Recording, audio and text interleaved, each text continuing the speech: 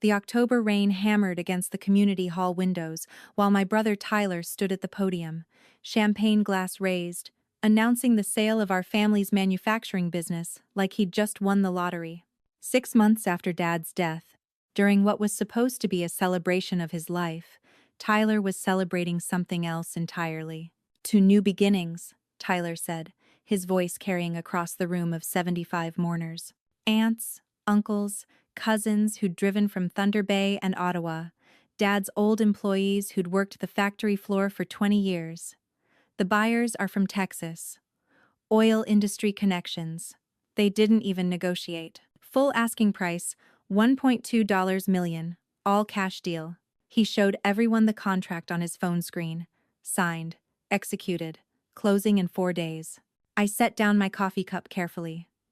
The ceramic made a soft click against the folding table. My hands didn't shake. I'd spent 3 months preparing for this exact moment.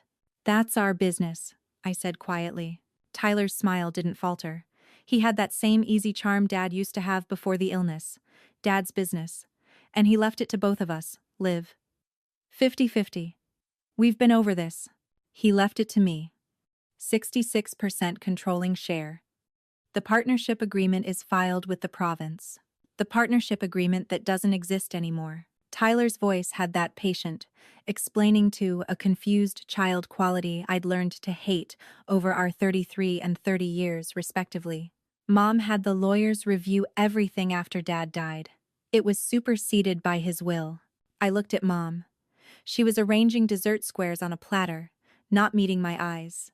Her hands moved with precise, nervous energy. Tyler continued, turning back to the crowd. "The buyers are taking possession next Monday. I've already accepted a position with their head office in Houston. $180,000. Salary, relocation package, the whole thing. This is what Dad would have wanted. A new chapter." People nodded. Several came up to congratulate him. I watched my cousin Stephanie hug Tyler, saw Dad's former shop foreman shake his hand. They saw successful Tyler, charismatic Tyler, golden boy Tyler, who'd always been Mom's favorite. Nobody saw what I'd seen for the past 3 years. My phone vibrated. A text from Rebecca Foster, Dad's corporate attorney, and the woman who'd incorporated Callahan Manufacturing back in 1989. "Just got the call from the buyer's due diligence team. Making contact now. Stay calm." I texted back. "Ready." 45 seconds later, Tyler's phone rang. He glanced at the screen, frowned slightly, then stepped away from the dessert table to answer. "Hello? Yes, this is Tyler Callahan." His expression shifted as he listened. Confusion, then irritation, then something harder. "That's not possible. My lawyer reviewed everything thoroughly." Pause. "No. You must be looking at the wrong." Longer pause. His face went pale. "I'll need to call you back." He lowered the phone slowly. The community hall had gone quiet. Even the kids in the corner stopped playing. "Problem?" Uncle Mark asked. He'd driven 8 hours from Winnipeg. "The buyer's forensic accountant." Tyler's voice was different now. Smaller. "They said there's an issue with the partnership structure." "What kind of issue?" Mom's hands had stopped arranging squares. "They said the filed partnership agreement doesn't match the documents I provided. They said..." He looked at me across the room. Behind the shock, I saw calculations starting. "They said it shows you as majority partner, 66%. But that can't be right. Dad changed that before he died." "Dad never changed it," I said quietly. The side door opened. Rebecca Foster walked in, followed by a man in his 50s carrying a leather briefcase. Rebecca wore a charcoal suit, and her silver hair pulled back severely. She'd known Dad for 35 years. She'd known exactly what Tyler would try. Olivia, Tyler, Patricia. Rebecca's voice was professional, clear, designed to carry across a room. "I apologize for interrupting the memorial celebration, but this needs to be addressed immediately." Tyler stared. "Rebecca, what are you doing here?" "I'm here because your father asked me to be here." She opened her briefcase and pulled out a tablet. "This is David Park, forensic accountant hired by your prospective buyers in Texas. Mr. Park discovered significant discrepancies between the partnership documents you provided to the buyers and the actual filed documents with the Ontario Business Registry. The room had gone completely silent. I could hear the rain against the windows. Someone's child breathing. David, would you explain what you found? The accountant cleared his throat.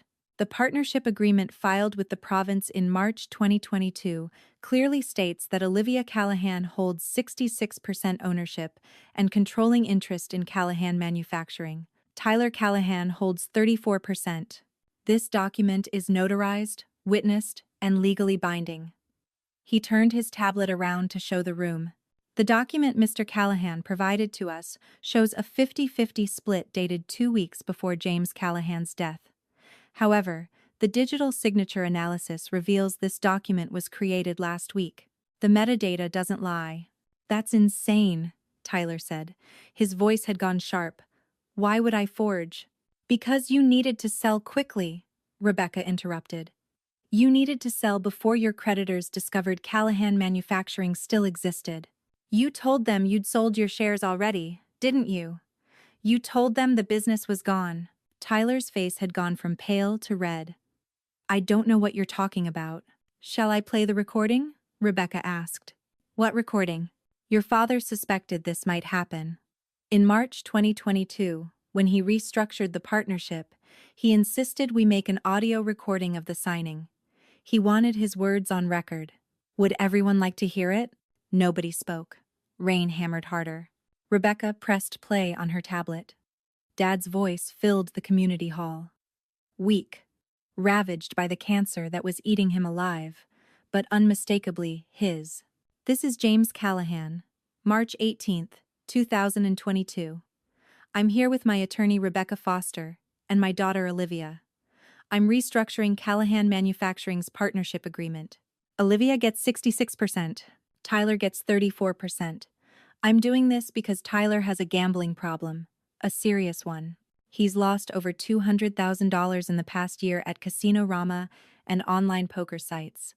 He's borrowed from loan sharks. He's been skimming from the business account. I caught him. Someone gasped. I didn't look to see who. Dad's voice continued. Tyler is my son and I love him, but I can't trust him with this business. He'd destroy it in 2 years. Olivia has been running operations for 5 years. She understands quality control, customer relationships, employee retention.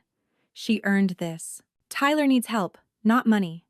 If he tries to sell this business after I'm gone, Rebecca, you stop him. You protect Liv. You protect what we built. This is my decision, made while I'm of sound mind. Tyler gets his inheritance from the life insurance. But the business goes to Liv. That's final. The recording ended. The silence in that community hall was absolute. 75 people staring at Tyler, at me, at Mom, who'd gone completely still. Tyler, Rebecca said quietly, your father knew. He knew about Casino Rama. He knew about the $47,000 you borrowed from Bruno Castellano in Mississauga. He knew you'd been using the business credit card for sports betting apps. He didn't tell the family because he wanted you to have a chance to get help without public humiliation. But he wasn't going to let you destroy 40 years of work. How much have you lost? Uncle Mark's voice was rough. Tyler didn't answer. The forensic audit shows $237,000 in gambling losses over 3 years, David Park said. Mr. Callahan has been accessing funds from multiple sources: credit cards, personal loans, business account skimming. The buyers found the irregularities during their due diligence. Jesus Christ, Tyler. That was Dad's old foreman, Bill Hendricks. We trusted you. I was getting help, Tyler said finally. His voice had gone hollow.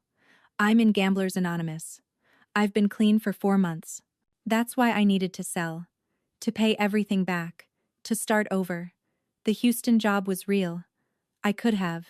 You could have bankrupted the business and left 50 employees without jobs, Rebecca said. Your father's employees. People who trusted you. The sale would have voided when the buyers discovered the fraud. They'd have sued you, and the business. Everyone would have lost.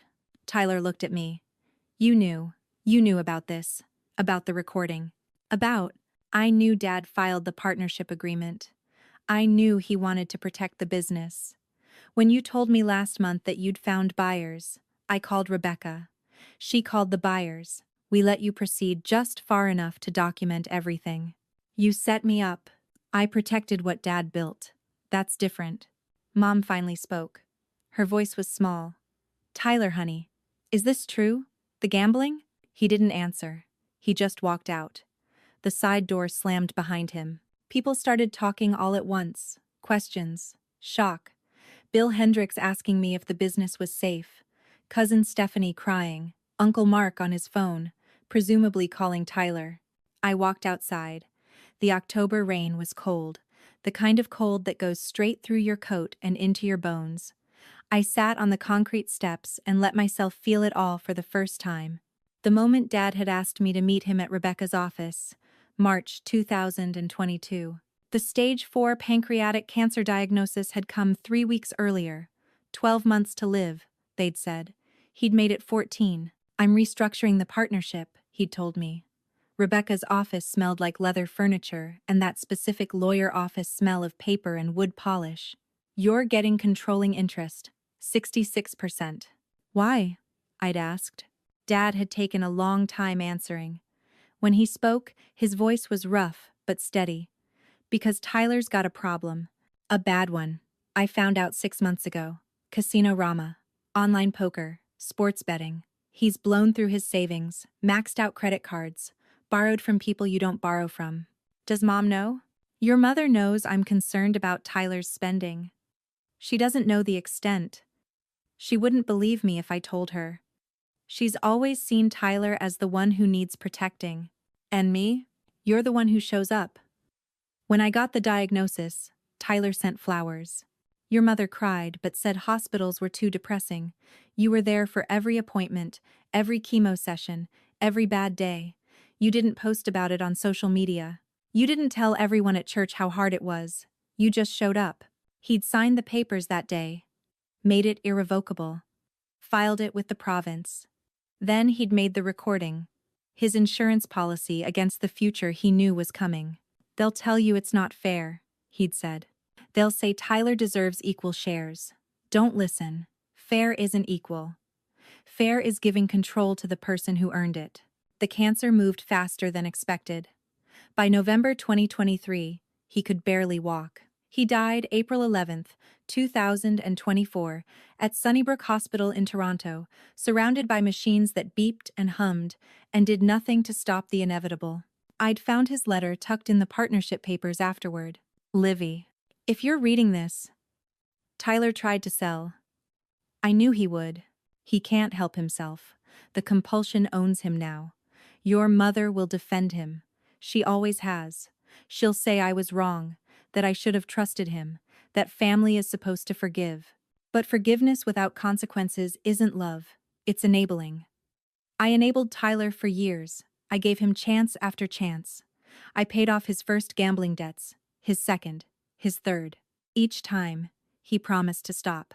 Each time, the problem got worse. Protect the business. Protect the employees. Protect yourself. Tyler needs to hit bottom before he can recover. Letting him sell would have been pulling him back from the edge one more time. I'm not there to do that anymore. Neither are you. You earned this. Through competence, dedication, and showing up when it wasn't easy. Run the business the way we discussed. Keep Bill Hendricks happy. He's the backbone of the floor. Upgrade the CNC machines like we planned. Treat the employees well. And don't feel guilty. You're not responsible for Tyler's choices. You're responsible for honoring what we built. I love you. I'm proud of you. Don't let anyone take this from you. Dad. Sitting on those cold concrete steps 6 months after his death, I thought about the debt spiral. Not a ghost ledger, not some metaphysical accounting, just the simple mathematical reality of what Tyler had done. $237,000 in gambling losses, each loss leading to another bet, each bet leading to another loss. The spiral tightening, pulling him down, pulling the business down with him if I'd let it. Dad had broken the spiral. The partnership agreement was the circuit breaker. The door opened behind me. Rebecca came out, closing it softly. She sat down next to me on the cold steps. "That was harder than I expected," she said. "Playing the recording?" Watching Patricia's face. She didn't know. Not really. She suspected. Maybe. But hearing James say it out loud. She'll forgive him. She always does. Probably. But that's not your problem. Rebecca pulled out her phone. "I'm texting you something. That's the contact for Marcus Bellamy. He's a litigation lawyer who specializes in corporate fraud and gambling-related legal issues. No charge for the initial consultation. James paid me a retainer years ago to cover exactly this scenario." My phone buzzed with the contact information. Tyler forged legal documents, Liv. He attempted to sell property he didn't own. He misrepresented company financials to buyers. That's criminal fraud. The buyers are furious. They spent $65,000 on due diligence, legal fees, and preliminary setup costs. They want it back, plus damages. You need to protect yourself and the business. I know.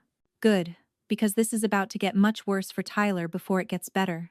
The legal process unfolded with mechanical precision over the next 6 months. Rebecca and Marcus walked me through each step. Document, report, file, wait, repeat. Step 1. Evidence preservation. October 24th through October 28th, 2024. Marcus filed an emergency motion to preserve all documents related to the attempted sale. The purchase agreement was voided. The Texas buyers were officially notified that Tyler lacked legal authority to sell. Tyler's emails, text messages, and financial records were archived. His forged partnership document was entered as evidence. Step 2. Fraud report filing. October 30th, 2024. The buyer's legal team filed formal fraud reports with the Ontario Provincial Police, the Ontario Securities Commission, and the Ministry of Government and Consumer Services. Each report detailed Tyler's fraudulent conveyance attempt and document forgery. Tyler's lawyer received copies. The lawyer immediately withdrew from the case. Step 3. Financial investigation. November 1st through December 15th, 2024. David Park conducted a full forensic audit of Tyler's finances and business accounts. The audit revealed Tyler had skimmed $43,000 from Callahan Manufacturing over 18 months, disguising it as equipment maintenance and supplier payments. He'd used the money for Casino Rama trips and online poker deposits. He'd also accepted a $180,000 signing bonus from the Texas buyers, which he'd immediately used to pay off Bruno Castellano and 2 credit cards. The bonus was contingent on the sale completing. Tyler now owed the buyers $180,000 he didn't have. Step 4. Buyer response. December 3rd, 2024. The Texas buyers filed a civil lawsuit against Tyler Callahan for fraudulent misrepresentation, breach of contract, and negligent misstatement. They demanded $245,000, $65,000 in due diligence costs, $180,000 return of signing bonus, plus punitive damages. Their lawyers were not gentle. Step 5. Creditor actions. December 10th, 2024. Bruno Castellano, no longer paid off because Tyler's bank account was frozen, filed a lien against Tyler's condo in Mississauga. Castellano wanted his $47,000 back, plus 22% interest. 2 credit card companies filed judgments for $38,000 combined. Tyler's assets were insufficient to cover his debts. Step 6. Criminal charges filed. January 8th, 2025. The OPP Fraud Division, after reviewing evidence, charged Tyler with fraud over $5,000, forgery, and uttering forged documents. Maximum penalties. 14 years imprisonment. Preliminary hearing scheduled for March 15th, 2025. Tyler hired a criminal defense lawyer using mom's money. Step 7. Business protection. January 20th, 2025. I filed a civil lawsuit against Tyler for misappropriation of corporate funds, seeking $86,000 in damages. This included the $43,000 skimmed, plus legal fees, audit costs, and reputational damage to Callahan Manufacturing. The lawsuit ensured Tyler couldn't claim any future interest in the business. Step 8. Asset seizure and bankruptcy. February 14, 2025. Unable to pay the Texas buyers, Bruno Castellano, or the credit card companies, Tyler declared bankruptcy. His condo was seized and sold. His car was repossessed. His bank accounts were emptied to pay creditors. He moved in with Mom. He was 30 years old and had nothing. Step 9. Plea agreement. April 2, 2025. Tyler's lawyer negotiated a plea deal. Tyler pled guilty to fraud and forgery. He received 3 years probation, 300 hours of community service, mandatory gambling addiction treatment, and $223,000 in restitution payments to the Texas buyers and Callahan Manufacturing.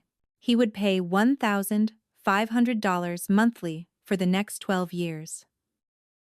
His criminal record was permanent. He would never work in finance, accounting, or corporate management again. Each step happened exactly as it was supposed to. The system worked. Documentation mattered. Audio recordings mattered. Dad's foresight mattered. People sometimes think justice is dramatic. Courtroom speeches, tearful confrontations, emotional catharsis. Real justice is boring. It's filing motions. It's waiting for hearing dates. It's forensic accountants going through spreadsheets line by line. It's procedural, methodical, devastating. Christmas 2024 came during the legal proceedings. Mom called 11 times between December 20th and December 25th. I didn't answer. On December 26th, she showed up at my apartment in Liberty Village. "We need to talk about Tyler," she said when I opened the door. She looked older than she had at the memorial. The stress had carved lines around her mouth. "No, we don't. He's your brother. He's a thief who tried to destroy Dad's business. Those two facts aren't contradictory.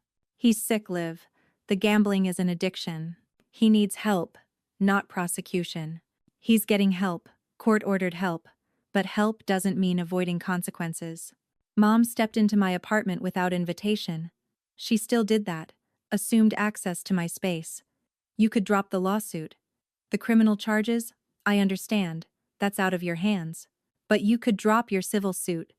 You could show him mercy." "Why?" "Because he's family. So am I." I stayed by the door. And Dad was family. And Bill Hendricks, who's worked for us for 23 years, he's family too, in a way that matters. Tyler was willing to throw all of us away for gambling money. Why should I show him mercy he wouldn't have shown anyone else? "Because I'm asking you to," Mom's voice cracked. "Because I'm your mother, and I'm asking you to please, please help your brother. He's suicidal. He's so depressed. He sits in my basement and doesn't speak. I'm worried. You should have been worried 3 years ago when Dad told you Tyler had a problem. He didn't tell me. He said Tyler was spending irresponsibly. He didn't say gambling, because you wouldn't have believed him. You've never believed Tyler could do anything wrong." I walked to the kitchen, poured myself water, anything to have my hands occupied. "Do you know what Dad's letter to me said?" "What letter?" "The one he left with the partnership papers. He said you'd defend Tyler. He said you always had. He said you'd ask me to forgive, to let it go, to remember we're family. He knew exactly what you'd do." Mom stared at me. "That's not fair." "Fair? You want to talk about fair?" The words came fast now, 3 years of restraint breaking. Dad spent 14 months dying of cancer. Tyler visited him twice. Twice. You know how many times I sat with Dad during chemo? 37 sessions. You came to 4. You said hospitals were too depressing. You said watching him decline was too hard for your mental health. Where was family then? That's not. Tyler sent flowers. Flowers. And a card. While I held Dad's hand through the vomiting, through the pain, through the nights when he couldn't sleep because the cancer hurt so much. Where was Tyler? At Casino Rama. Where were you? At home, protecting your mental health. Liv, Dad knew. He knew neither of you would show up when it mattered. He knew Tyler would try to steal the business. He knew you'd defend Tyler instead of protecting what Dad built. That's why he made the recording. That's why he filed the partnership agreement. Not to punish Tyler. To protect me from both of you. Mom's face had gone pale. I didn't realize you felt. I don't feel. I observe. Dad taught me that. Look at behavior, not intentions. Tyler's behavior has been consistent for 3 years. Stealing, lying, gambling. Your behavior has been consistent too. Enabling, defending, asking me to sacrifice myself for Tyler's comfort. I'm done. So what? You're cutting us off? You're abandoning your family? I'm establishing boundaries. Tyler gets probation and treatment. You get distance. When Tyler has been clean for 2 years, when he's paid his restitution, when he's proven through sustained action that he's recovered, we can talk. Until then, I'm running Dad's business. That's my priority. And me? Your mother? I looked at her for a long moment. You chose Tyler every day of my life. You chose his comfort over my reality. You chose defending him over supporting me. Now you're asking me to choose him too. To sacrifice the business Dad left me. To drop the lawsuit that protects the company. All so Tyler doesn't have to face consequences. I'm choosing me this time. And I'm choosing Dad's legacy. You can decide if that's something you can live with. Mom left without another word. I haven't spoken to her since. That was 14 months ago. Tyler served his community service hours at a food bank in Scarborough. I know because Bill Hendricks saw him there. Bill told me Tyler looked different, smaller, older. He'd gained weight. He worked at a call center now, making $18 an hour. He lived in Mom's basement. He attended GA meetings 3 times a week. He was, according to Mom's texts that I read but didn't respond to, doing better. I was glad. Genuinely. Addiction is a medical condition. Tyler needed treatment, not judgment. But treatment didn't erase what he'd done. Recovery didn't restore what he'd tried to destroy. The business survived. That's what mattered. I upgraded the CNC machines like Dad and I had planned. I hired 2 new machinists. I negotiated a contract with an aerospace supplier in Montreal that increased our revenue by 34%. Bill Hendricks got a raise and a new title, Operations Manager. The 50 employees kept their jobs. Dad's 40 years of work continued. I still live in Liberty Village. I still drive the same Toyota Camry I bought in 2019. I adopted a rescue dog, a German Shepherd mix named Atlas. He comes to the factory sometimes. The employees love him. Bill brings him treats. Rebecca Foster and I have coffee once a month. We talk about business strategy, legal protections, and occasionally about her grandson who's studying engineering. She's become something like a mentor. She knew Dad for 35 years. She has stories I've never heard. David Park, the forensic accountant, recommended we implement quarterly internal audits to prevent future embezzlement. He was right. Trust is good. Documentation is better. The partnership papers are framed in my office at the factory. The audio recording is backed up in 3 locations. Dad's letter is in my safe at home.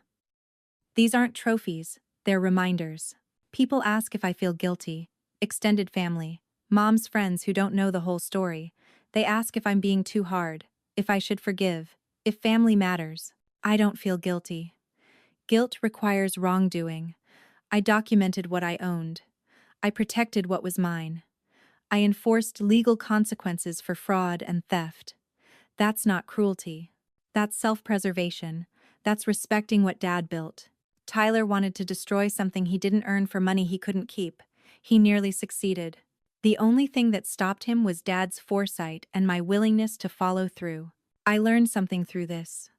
3 things, actually. Lessons I wish someone had told me earlier. First, documentation is love. When someone tells you who they are through their actions, believe them. Document it. Protect yourself. Dad's recording wasn't paranoia. It was pragmatism.